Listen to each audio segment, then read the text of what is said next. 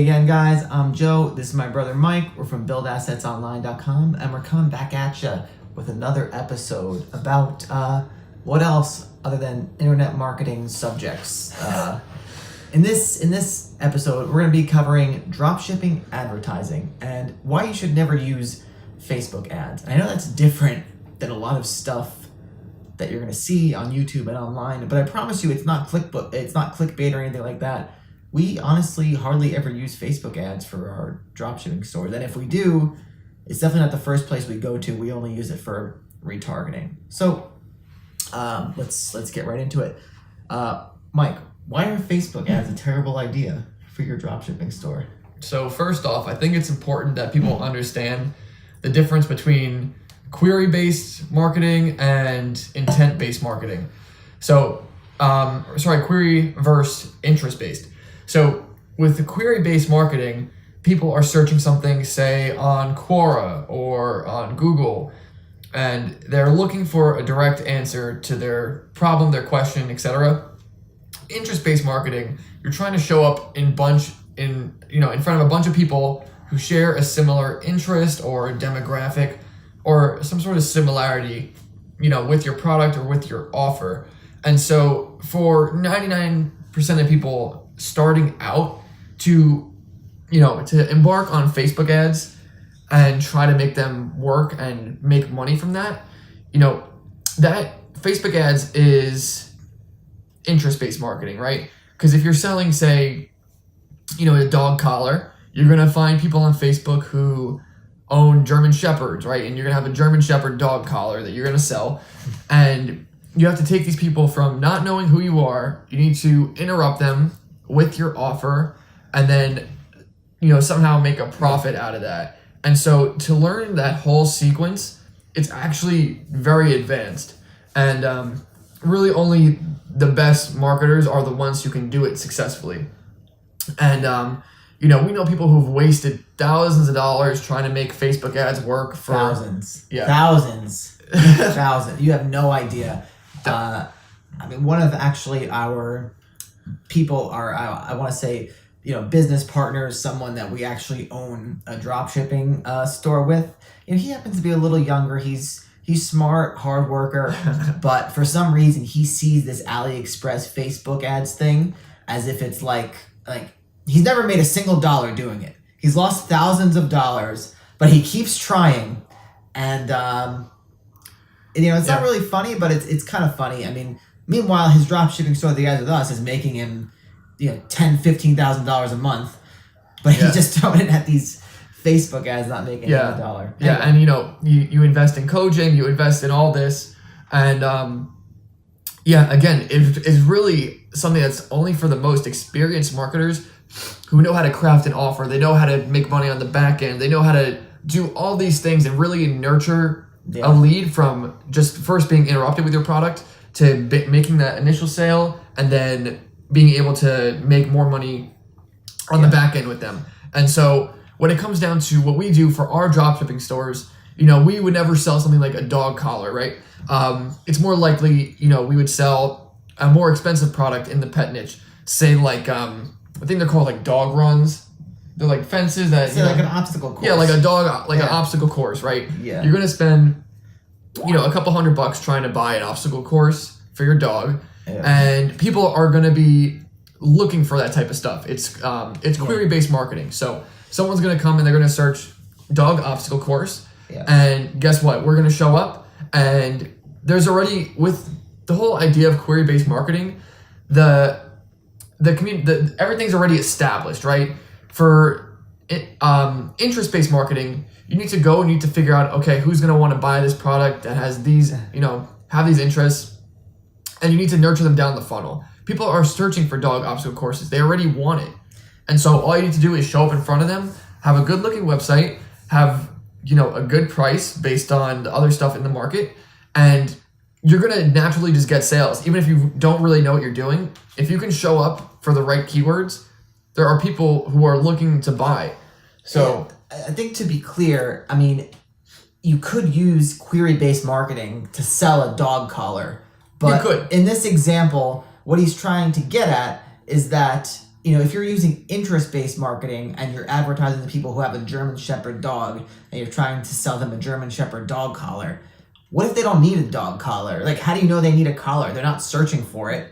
I mean, I'm not going to get a new collar for my dog just for no reason, just because I see it on Facebook. But, the point is that you're much more likely to get a customer if they're looking for it. And, he's bringing up dog obstacle courses, which are, probably got a much better price point than a dog collar, because you have a much higher chance to sell to them. So why not go for something that you're actually going to make a decent return on, rather than making like $2 from a dog collar. And I've actually tried to sell dog stuff before online. One of my first online stores was trying to sell dog collars and dog outfits from AliExpress, but we'll never talk about that again.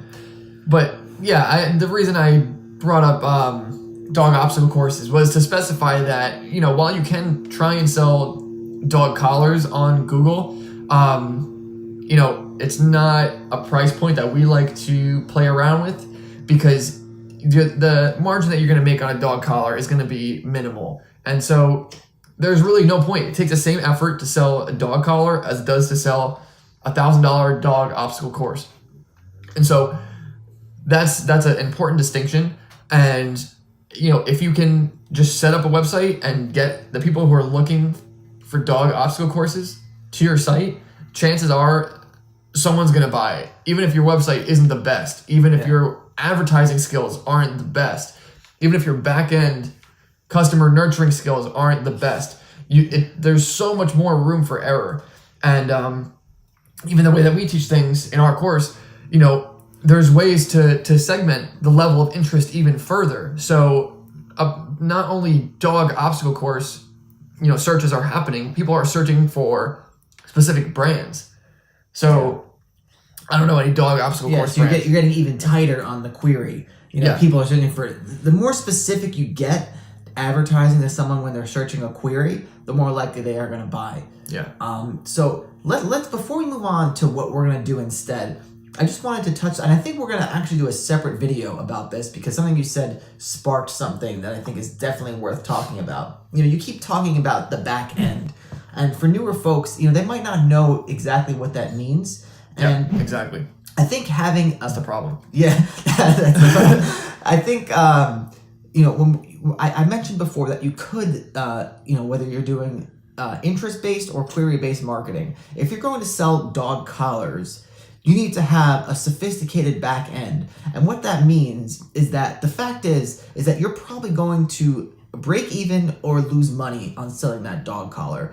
But the only reason that you're doing that is to basically get the person's email address. And you know that these people are a paying customer, they buy stuff online, and now you have your email address, you maybe lost a few bucks on the dog collar or you broke even, and now you can market to them indefinitely. So that's the basic premise behind a solid back end. And I think one of the things with low ticket dropshipping, I think we need to do a whole video on low ticket versus high ticket dropshipping, is because with low ticket, you really need a really, really sophisticated back end to get the most out of that customer, or increase their, I don't know the acronym, but lifetime customer value, essentially. What's the acronym?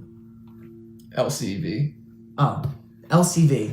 Yeah, you want to get the most LCV per customer, especially if you're doing low ticket. Anyway, so what should we do instead? What should the folks out there do instead? So if you already have that dog collar store set up, you may want to consider what you can sell to these customers already. But if you haven't made that dog collar store yet, it may be in your best interest to start selling something that's more expensive, so you have a higher product margin, and then you can go on Google and find customers who are already looking for that particular product or that particular product type, and get in front of them, and you'll make sales. Yeah, I mean, no back end necessary, no other fancy stuff. Just it's really the most simple way, and it's still very, very profitable. Yeah, I mean, and if you do have a back end, all the better. All the better. Yeah. So I mean, when you say get on Google, should they be using Google Ads? I think it's not AdWords anymore, right? Yeah, it's called Google Ads now. So if you're not familiar with it, whenever you search a sort of product, sometimes you'll see what's called product listing ads. So it'll be the pictures of the product with the pricing that people are paying to be there. They're paying per click. Also in the first couple search results, usually there'll be text ads. So for, all intents and purposes, for like, product related keywords, maybe 70 to 80% of what you see before scrolling down is an advertisement. So with selling products online, it really is pay to play. If you want to, have something where you can quit your job or sell your website or, have a real business, and Google is really the best way to do it because these people are searching for stuff. They're trying to buy. Yeah. And so it's Google ads, and I think it's a much more viable option, especially for those getting started, or if you haven't made your first $100,000 online and really actually learned what it takes to do all these all these principles that we've kind of glanced over. Yeah. So that about wraps it up. I think we've said it a few times. Final words: go for people that are trying to buy something and sell them what they're trying to buy. Don't focus on low ticket products unless you have a sophisticated skill set to build a back end and maximize their lifetime customer value. And that's about it. And we'll see you guys in the next video. Thanks for watching. If you want to learn the real secrets of how to build wealth online, just like the professionals behind the scenes do it, we've created a free video series called the Online Assets Playbook.